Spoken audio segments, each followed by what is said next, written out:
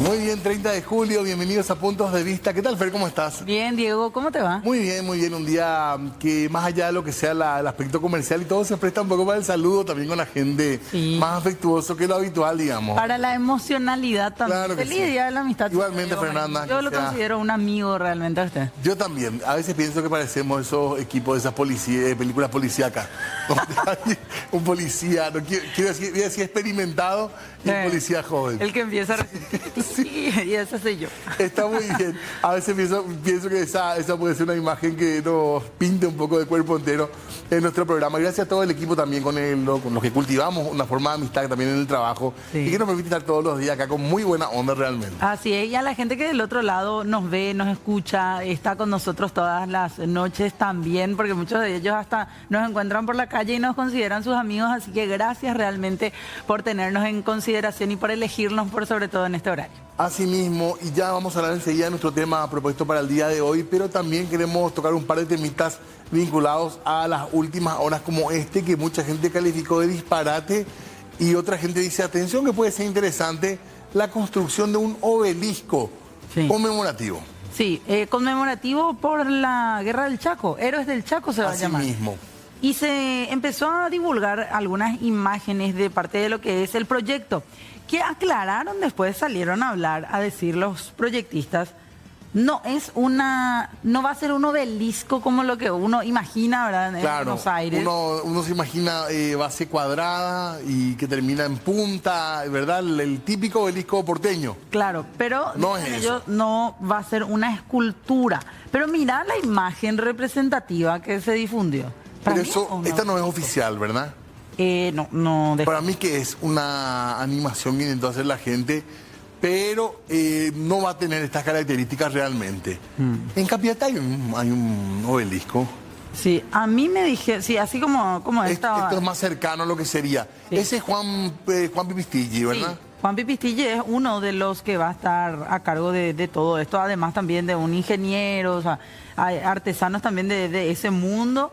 Hay que recordar que esto se daba a conocer ayer porque se había firmado un decreto por parte de la Presidencia de la República el 28 de julio pasado y habilitaba esto a ciertas ampliaciones presupuestarias, modificaciones también en el presupuesto de este año del Congreso Nacional, y en él se incluía dos cuestiones entre otras tantas: la refacción de parte del Cabildo y la construcción de esta escultura, le llaman ellos, obelisco le llaman otros. Claro, y también se comentó mucho en base al posible precio, si bien no está bien discriminado todavía lo que se va a usar en esto, que puede parecernos caro o barato, eso puede ser subjetivo, pero sí que es mucha plata de cualquier manera, y eso también es un punto de crítica. A lo mejor no es caro para un monumento que va a permanecer en el país, pero si uno piensa algunas necesidades, algunas carencias, me parece que también es válida la crítica de si realmente hace falta en este momento hacer un gasto en este tipo de esculturas que finalmente hacen también de una ciudad. Puede ser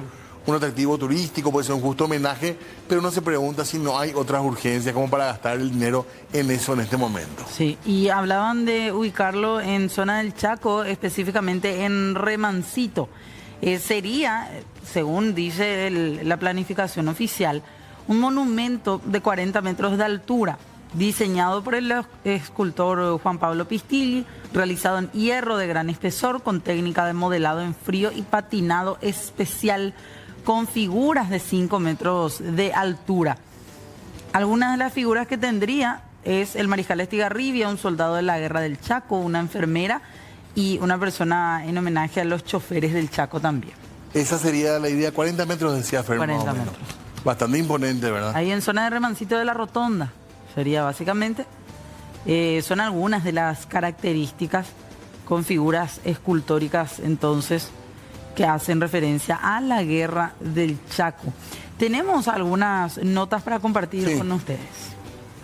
La comisión puesta en valor lo que hace con su presupuesto es lo que se usaba, por ejemplo, en alambrado de las puestas de los lugares de puesta en valor, de los lugares históricos, en pintura, en viajes, en viáticos. Solicitamos a la presidencia reestructurar ese presupuesto que es de la comisión y derivar a un monumento, a una estructura que quede como un patrimonio tangible en la sociedad paraguaya. Es un monumento en honor a estos hombres que lucharon en el Chaco paraguayo y es una reprogramación. ¿Eso qué significa? Que si se hace bien, a él claro que seguramente a él le iba a convenir de repente seguir en la misma línea que siempre estuvieron lo que participaban en esto. ¿Qué significa? Dice que es un obelisco, por eso es que se denominó de esa manera. Claro, ahí hubo un error que yo desconozco cómo funcionó eso, porque no pasa por nuestra comisión. Uno, el llamado pasa acá por el Congreso, o sea, depende de la administrativa del Congreso. Nosotros no tenemos forma de llevar a cabo esto, solamente dimos las indicaciones de lo que queríamos hacer este año por los 90 años del culmino de la guerra. Se cumple los 90 años. ¿Es algo histórico? Es algo histórico. Está el soldado paraguayo, las enfermeras del Chaco, los choferes del Chaco y el mariscal Estigarribia. Pero todavía esto también, yo le voy a ser honesto, esto lleva un trabajo largo de dos asesores a honor que tenemos nosotros en la comisión, que es el señor Carlos von Oroch y el señor Fabián Chamorro. Por primera vez se usa bien el recurso del Congreso de la Nación y se hace algo interesante. No se está usando para viáticos, no se está usando para ningún nepo, no se está usando para nada de eso. Se decidió hacer una estructura en honor a nuestros héroes del Chaco. Hay que entender cuánto es mucho dinero. Te pregunto el monto. 4.280 millones. Pues ese es el total. El total, sí. El total. Y más de 1.000 millones para qué monumento sería. Y fue una propuesta de la Comisión de Puesta en Valor. Acá hay una comisión de puesta en valor. Ustedes se acordarán que anteriormente estaba, creo que el senador en aquel entonces, Arnoldo Vins también. Y se hicieron varias obras. Entonces ahora que estamos cumpliendo 90 años de la paz del Chaco, 90 años. Entonces recibimos una propuesta en la Comisión de Puesta en Valor, presidida por el senador Colin Soroka, y bueno, el Ministerio de Economía le da la posibilidad al Congreso de ejecutar esa obra. Entonces quien les habla va a ejecutar todas las obras que estén dentro del presupuesto de gasto de la Nación. Vamos a esperar que el presidente de la Comisión de Puesta en Valor explique eso. ¿Sí? Historiadores hablan de que un obelisco no sería apropiado, más bien un arco del triunfo en todo caso, para un homenaje. Bueno, y vamos a hacer un arco del triunfo entonces.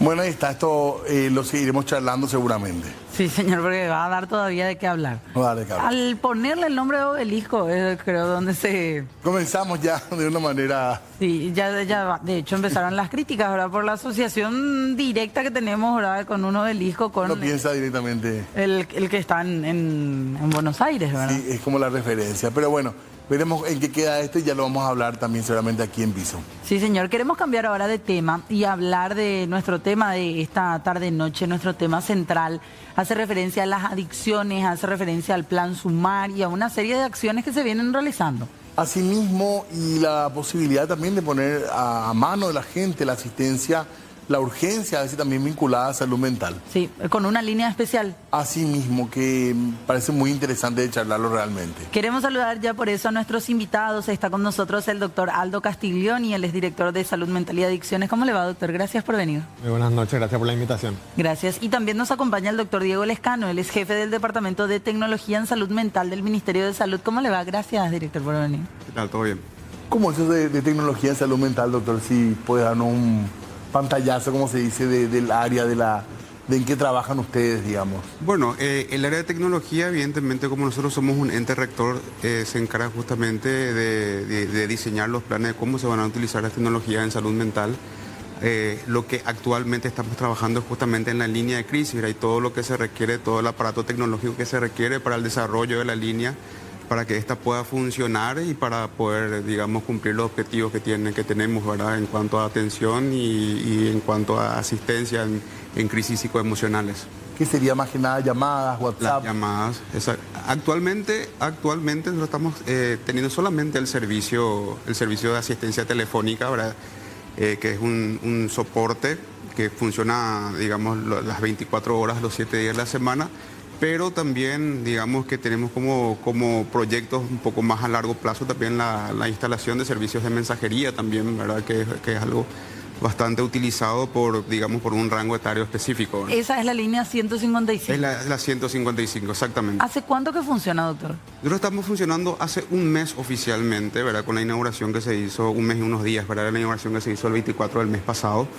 Y bueno, desde ahí sin parar, ¿verdad? ¿Cuántas personas trabajan en esa área? Específicamente los operadores son 25, tenemos 25 operadores, tanto psicólogos, psiquiatras, ¿verdad?, que fueron capacitados para asistencia en crisis. También tenemos una trabajadora social, ¿verdad?, que se introdujo por medio de, digamos, lo que es la función de gestor de caso, que es algo que se desarrolló específicamente, ¿verdad?, para el funcionamiento y el acoplamiento, ¿verdad?, de la línea de crisis con los servicios de asistencia especializada, ¿verdad?, en lo que respecta a salud mental. Y van rotando esas personas, esos especialistas. Sí, tienen un horario fijo, pero digamos que los operadores van rotando, ¿verdad? Digamos que hay turnos que son nocturnos y turnos en el horario de la mañana y en el horario de la tarde. 24 horas están. 24 horas. O sea, horas. la hora a la que yo llame al 155, tengo la certeza de que alguien me va a poder atender. Me va a atender a alguien. ¿Y es muy requerida la línea? Sí, es bastante requerida la línea. Nosotros estamos teniendo, ¿verdad?, un gran número de llamadas, ¿verdad?, que se mantiene prácticamente estable, aproximadamente 40 o 60 llamadas por día, de las cuales, ¿verdad?, la gran mayoría requiere algún tipo de contención. Esta es, digamos, un llamado de urgencia, no reemplaza la consulta ni el tratamiento, ¿es como para encauzar o es para desactivar una situación, digamos, o para calmar una situación en particularmente de crisis? Es una línea de crisis, es específicamente para la atención en situaciones de crisis que esté atravesando una persona en el contexto que le lleve a esa crisis, ¿verdad? Sea una crisis vital, sea un problema ya establecido como un cuadro de ansiedad, depresión, consumo de sustancias, ¿verdad? También es una línea que sirve para orientación, ¿verdad?, para familiares o seres queridos de estas personas que están atravesando por una situación de crisis que de alguna manera requieran algún tipo de orientación o asistencia o ayuda, ¿verdad?, que se le pueda brindar a través de la línea. ¿Y cómo se vincula esto, doctor, con el plan SUMAR? No sé si quién de los dos puede responderme eso. Sí, se vincula con el plan SUMAR porque una situación de crisis en salud mental también son las relacionadas con consumo problemático de sustancias. Por ejemplo, en un caso de craving o antojo de consumo en una persona que está intentando dejar el consumo. Si está siguiendo el tratamiento o si no está siguiendo el tratamiento, simplemente tomó la decisión de dejar de consumir y en ese momento se presenta una situación en la cual está siendo muy difícil transitar ese momento de abstinencia, entonces puede hacer uso de este recurso, puede discar el 155 y del otro lado está un profesional especializado y entrenado para ayudarle a transitar ese momento y aumentar las probabilidades de poder mantener la abstinencia. Pero es un apoyo emocional nomás o te pueden dar indicaciones médicas también, como por ejemplo, no sé, ir a urgencia y aplicarse tal cosa o tomar tal medicación. ¿Cómo funciona, digamos? Es contención socioemocional, intervención en crisis, pero también brindar orientación. De hecho, hay diferentes escenarios que se pueden dar. Entre esos escenarios está la orientación de acudir en ese mismo momento a algún servicio de asistencia o hay algún otro escenario que incluye la derivación para atención ambulatoria priorizada, que es a través del gestor de casos que le va a agendar rápidamente una consulta en los próximos días para recibir asistencia. Dentro de lo que es salud mental, hoy el tema de adicciones está entre lo principal, digamos, de los casos que se tratan de salud mental. Totalmente. Están entre los primeros 3 motivos de consulta, básicamente, son los trastornos de ansiedad, los trastornos del estado de ánimo, la depresión y los trastornos por uso de sustancias. ¿Podríamos ubicarlas en el tercer lugar? O sí. Ese sería el top 3, por así decirlo. Exacto. Ustedes también pasan por situaciones como las que pasan con el 911, de llamadas en broma, de molestias, ¿también tiene ese sistema de salud o menos? Mucho menos. La verdad que nosotros esperábamos un poquito más, pero realmente la gente se está portando, es bastante respetuosa, es bastante seria en cuanto al uso de la línea. Sí, siempre va a haber algún componente, digamos, indeseado, pero la gran mayoría realmente son personas que están aprovechando y que agradecen, por supuesto, ¿verdad? Eso es algo que también que nos alienta a seguir trabajando de esta forma, porque realmente hay muy buena aceptación por parte de la población. Y ya hay relevamiento de datos de este primer mes, doctor, de si hay mayores cantidades de llamadas que se dan por personas que están así en esa abstinencia y necesitan ese soporte emocional. Sí, tenemos los datos, si bien son datos gruesos todavía, no muy detallados, ¿verdad? Teniendo en cuenta que es el primer mes y es, digamos, es algo que se da por primera vez en el país. Pero tenemos los datos acerca del sexo, edad, el tipo de, digamos, inconvenientes más frecuentes que se tienen, ¿verdad? Entonces, en cuanto a la distribución por sexo, tenemos que las llamadas que son atendidas, en su mayoría, ¿verdad?, pero por muy poco son de mujeres, ¿verdad? Las mujeres son las que más llaman. Tenemos una... Pero no es mucha la diferencia. Es prácticamente un empate técnico, se podría decir. Un pequeño porcentaje indefinido por cuestiones de comunicación se corta o por la urgencia no se llega a establecer bien el tema del sexo. En cuanto a las situaciones que se dan o los motivos de llamadas, tenemos las crisis vitales, que son ese tipo de rompimiento de pareja, problemas socioeconómicos, pérdida de un ser querido, y dentro de lo que sí ya involucra un poco más a trastornos mentales establecidos, lo que había comentado el doctor Castiglioni, justamente que son estos casos de ansiedad, depresión y uso de sustancias, y también, ¿verdad?, no por, digamos, por una cuestión de orden, sino que también las cuestiones de ideación suicida, ¿verdad? También. Que también se presentan, ¿verdad? ¿En qué horario se da con mayor frecuencia, doctor? La distribución horaria no tenemos todavía establecida, pero sí el tráfico de llamadas, que suele aumentar, digamos, en la primera mitad de la mañana y en la primera mitad de la noche. O sea, nosotros tenemos un aumento del tráfico de llamadas que va de 7 de la mañana a 9 de la mañana aproximadamente, y después en el horario nocturno que va de 8 de la noche a 12 más o menos, que es el punto donde más llamadas hay. Tenemos también una distribución bimodal en cuanto a la edad, ¿verdad? Tenemos adultos jóvenes en el rango de 20 a 30 años, y después también los adultos mayores en un rango de 50 a 70 años, que son los que más se comunican con la línea. ¿Y esto es de cualquier celular? ¿Se puede llamar de cualquier compañía? Se puede llamar de cualquier compañía, ¿verdad? Línea baja o telefonía móvil. ¿Los domingos son días intensos o no?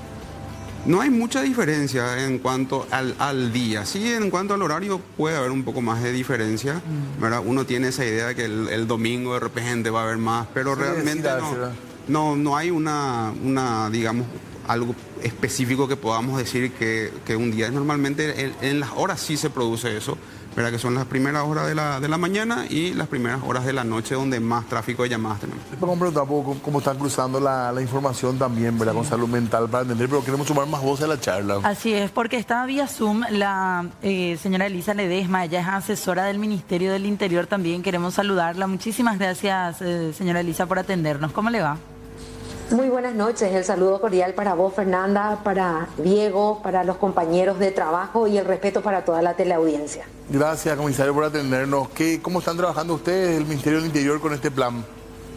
Bueno, el Ministerio del Interior asume la coordinación en lo que hace a este plan Sumar, Sumar en tu barrio, que lo llamamos en esta segunda etapa 2025, en donde el trabajo se hace coordinado e integrado. El Plan Sumar 2024 tuvo un resultado, pero después del análisis vimos la necesidad del trabajo y de ampliar un poco lo que hace el Plan Sumar mismo. El compromiso y el trabajo integrado con la ciudadanía. Bajar el Estado en el barrio, conocer las necesidades y de allí articular los mecanismos para la lucha contra este flagelo que hoy nos está tomando a nivel ya país, donde no se respeta ni estratos sociales ni menos edades hasta hoy, ¿verdad? Flojeó el plan, porque algunos incluso decían, no, en este año 2024 fracasó parte de lo que fue el plan Sumar, o qué es lo que vieron como una cuestión en donde dijeron aquí tenemos que apretar más en el acelerador y cambiar un poco las reglas del juego para que este plan verdaderamente funcione y que la gente vea esa reacción de que realmente se está luchando contra las adicciones, comisario. Bueno, no fue un fracaso, sí, como plan tenía que ser evaluado y tenía que ser ajustado. Entonces es allí donde nosotros dijimos, se le proveyó a las instituciones las herramientas necesarias para hacer el trabajo en esta segunda etapa. En lo que hace al Ministerio del Interior, dotó y capacitó a la Policía Nacional de más patrulleras, más efectivos policiales, más personal técnico dentro de lo que hace al combate, también equipos de radio. Entonces, con 5.000 nuevos efectivos policiales, más patrulleras y todas esas cosas, entonces vimos de lo que necesitaban eran las herramientas para el trabajo. En lo que hace a salud, por ejemplo, la capacitación y la formación de gestores de casos, teniendo en cuenta que en lo que hace a la profesión de salud mental no se contaba con suficientes profesionales en el área. En lo que hace a educación, también el trabajo integrado con nuevas metodologías de trabajo preventivo. Hoy en las escuelas y en las instituciones educativas, las jornadas de prevención ya no se trabaja directamente hablando de drogas ni dando ese concepto de lo que hace esta sustancia. Hoy se trabaja, por ejemplo, con valores en donde le damos al joven la capacidad de demostrar su destreza, sus habilidades, y también demostramos el valor que tiene cada joven y que existen otras opciones que no sea la droga como una situación o una solución a un escape ante una situación. En el ambiente escolar, ¿cómo está la situación y qué participación tiene el MEC? Porque nosotros, la verdad, con mucha preocupación escuchamos cuando cuentan que hay escuelas y colegios donde la adicción ya no se puede esconder o negar, quizás que a veces uno querría decir que no está pasando, ¿verdad? Pero ocurre en las escuelas y en los colegios, comisario. Es así y muy temprana edad, a muy temprana edad. Por ello que se está trabajando en un material bastante importante elaborado por el MEC, en donde se hacen las capacitaciones no solamente a los jóvenes, sino también al equipo docente, y también tenemos un trabajo muy bien elaborado por el MEC que es para los padres. Hoy nadie puede decirme como padre, como tío, como hijo o como adulto que alguien le enseñó cómo tratar una situación de adicción en la familia. Entonces tenemos que enseñar y dar las herramientas necesarias. Trabajamos y luchamos sobre una situación en la cual se habla de la voluntariedad del trabajo y el tratamiento, pero también tenemos que darle las opciones al joven que quiere salir, de que a nivel de Estado tenemos las herramientas para decirle, bueno, acá estamos, si necesitas ayuda, estamos para hacerte el tratamiento y trabajar contigo. Ahora, aquí estábamos diciendo con la gente del Ministerio de Salud, está la línea 155, está la opción de llamar, hay personas que llaman diciendo, estoy con abstinencia, estoy intentando dejar las drogas, no puedo, y buscan algún tipo de contención por un lado emocional. Pero también hay llamadas en esa misma línea de salud mental, la 155, que nos decía aquí el jefe de ese departamento, hablan de ideación suicida, hablan de otras cuestiones más también que son sumamente sensibles.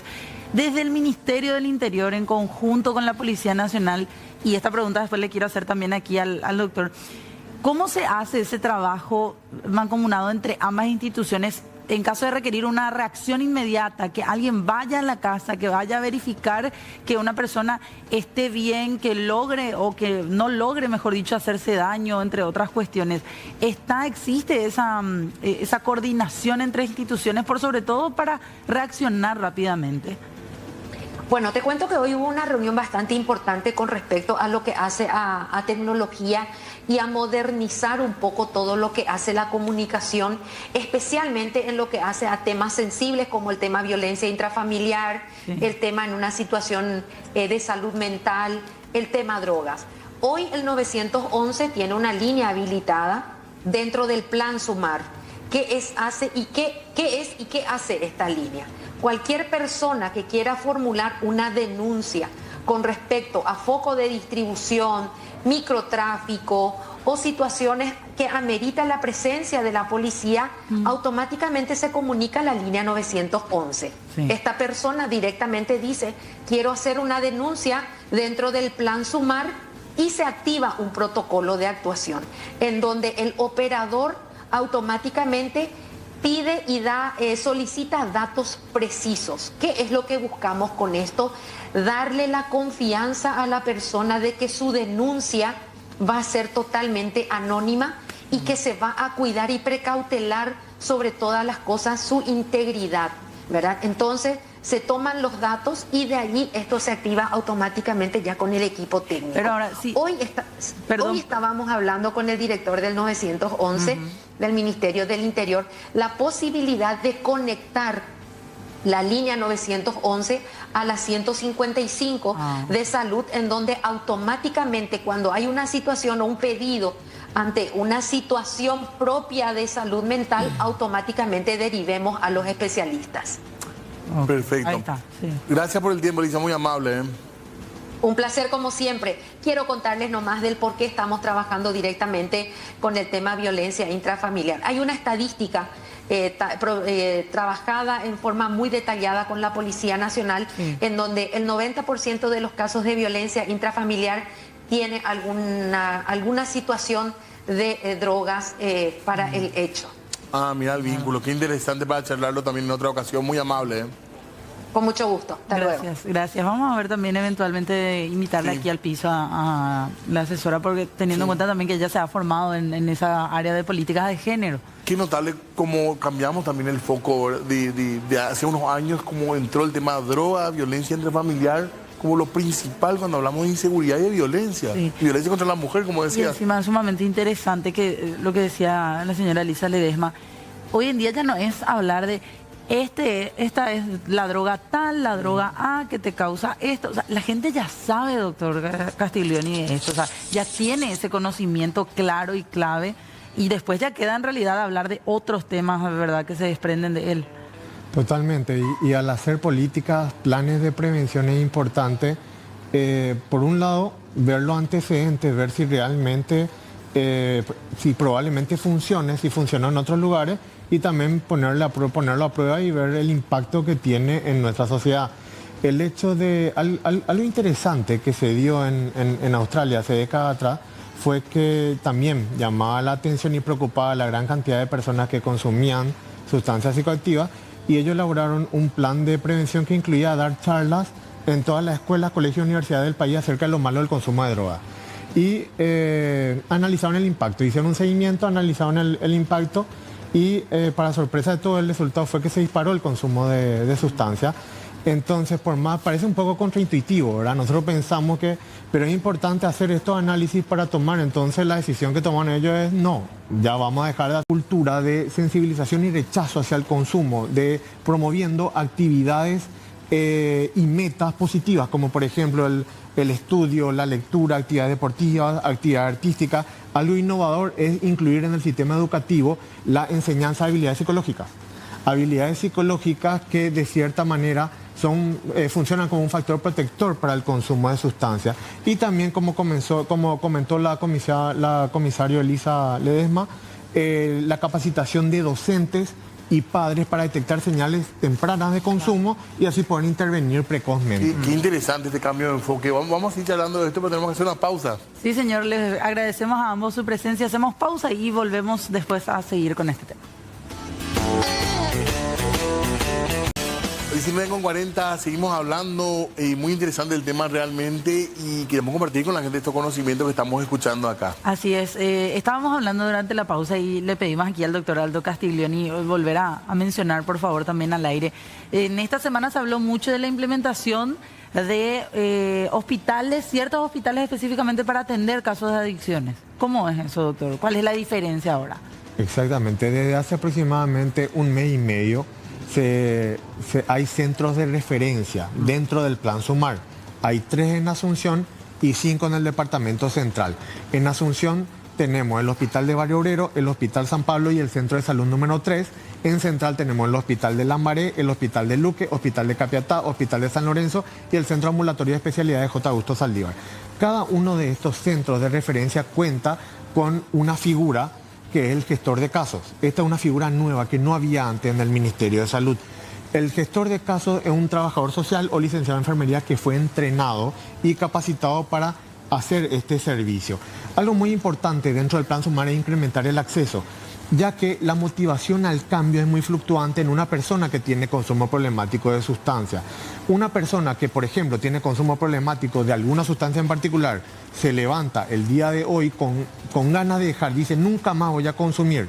Y si consigue un turno con algún especialista en salud mental para dentro de un mes, dentro de 3 semanas, esa motivación al cambio es muy fluctuante y puede cambiar en cualquier momento. Claro, dentro de 2 semanas o un día yo ya digo, no, me cuesta, voy a volver a consumir, ¿verdad? Exactamente. Y el objetivo de este plan piloto es incrementar el acceso de una forma tal de que esa persona tenga la posibilidad de, en ese mismo momento, realizar ya una acción orientada al cambio. Yo me voy al hospital del Luque, doctor, perdón, y me voy, ¿qué? A urgencias. Y digo, soy adicto y quiero... preguntás, venís con el gestor de caso del Plan Sumar. Yo vengo por el Plan Sumar y en ese mismo día, de lunes a viernes, de 7 a 15 horas, y con planes de incrementar esto incluso, uno va a conversar con este gestor de caso. El gestor de caso va a realizar una breve intervención, no es solamente agendamiento, reforzando justamente esta actitud y estas acciones orientadas al cambio por parte de esta persona, y le va a brindar una serie de opciones. Entre esas opciones está el agendamiento para tratamiento individual con psicólogo o psiquiatra, que es algo que ya había, pero ahora ya se contrataron personal de recursos humanos específicos del Plan Sumar. Y lo innovador son las terapias grupales, que es un servicio que no había y que a partir de hace un mes está viendo en estos centros de referencia. Estas terapias grupales son terapias basadas en evidencia, son basadas en terapia cognitivo-conductual grupal para adicciones, y que justamente fueron capacitados y entrenados los profesionales que fueron contratados para brindar estos servicios en estos centros de referencia, que se dan todos los días en determinados centros de referencia, incluso en la mayoría 2 veces por día, y que es más eficiente y hace que esa persona que acudió, que ya puede hacer uso de algunos de los recursos. Hoy mismo ya puedes empezar, te puedo agendar y empezar una terapia grupal. También estamos trabajando de la mano con los programas de 12 pasos.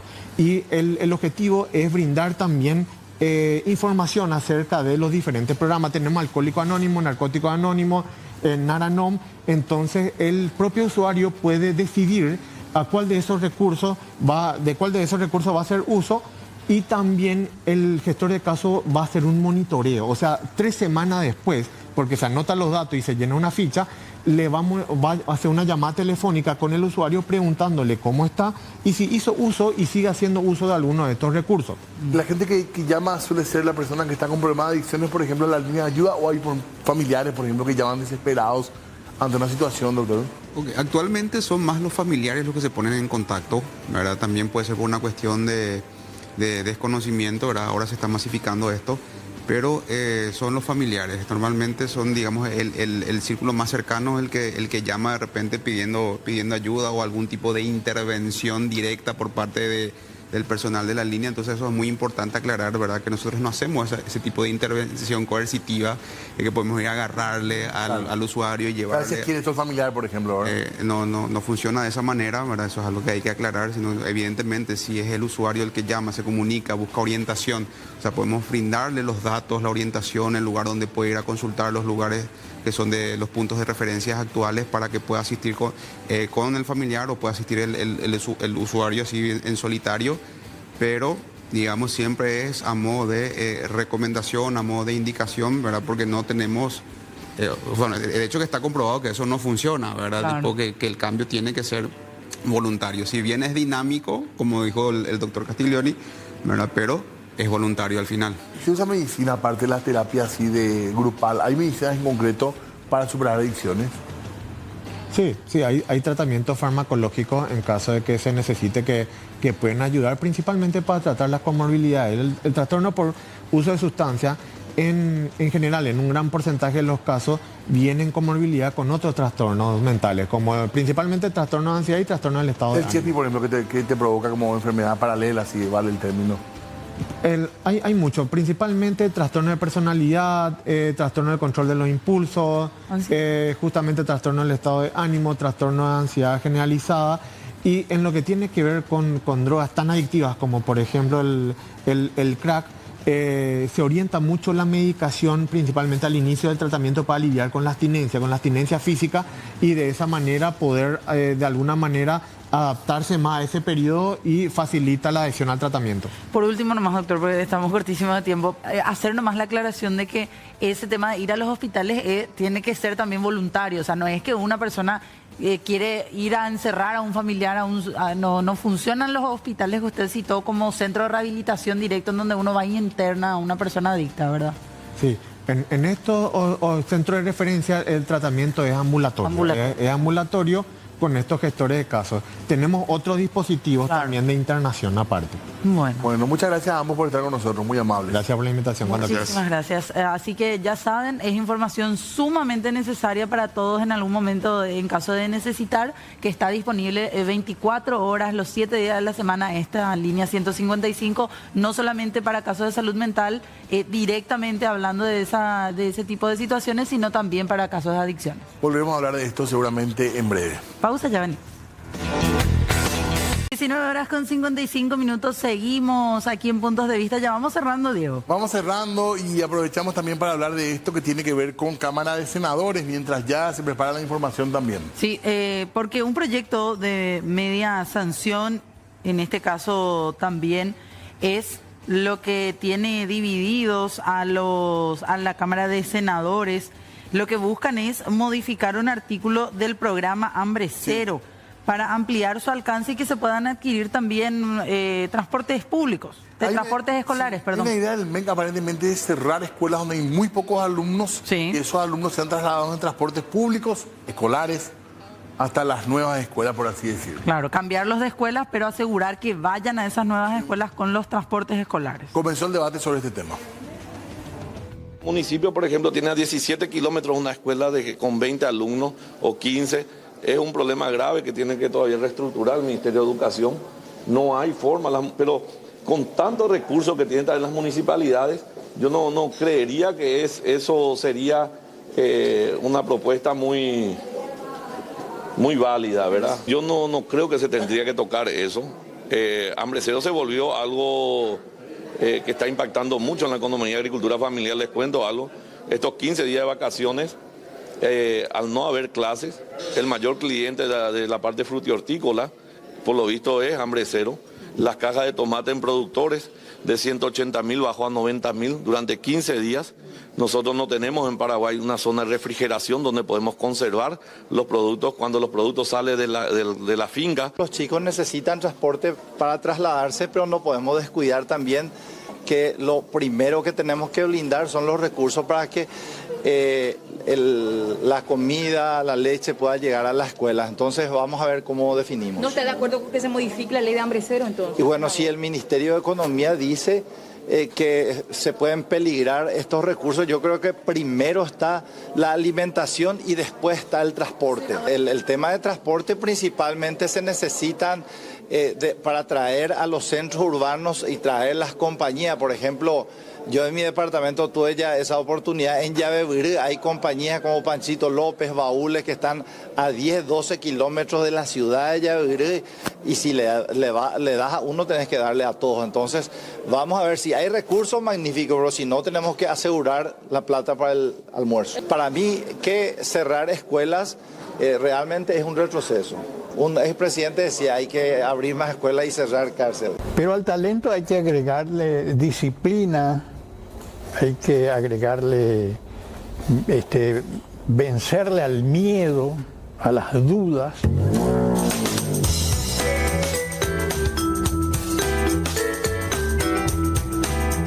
Una cosa es la artesanía, que te sirve, sí, para la decoración. Pero una obra de arte de colección, por ejemplo, no es para decorar la casa, es para mostrarle a la gente que ahí vive gente culta que le gusta el arte a través de la inteligencia artificial. Grandes pintores caminando con su modelo, caminando. Sí. Diálogos entre Dalí, por ejemplo, con Picasso, hablando ellos. La inteligencia artificial logró hacer eso, ¿no? Sí. El temor es que aparezca un robot y que dibuje y pinte bien.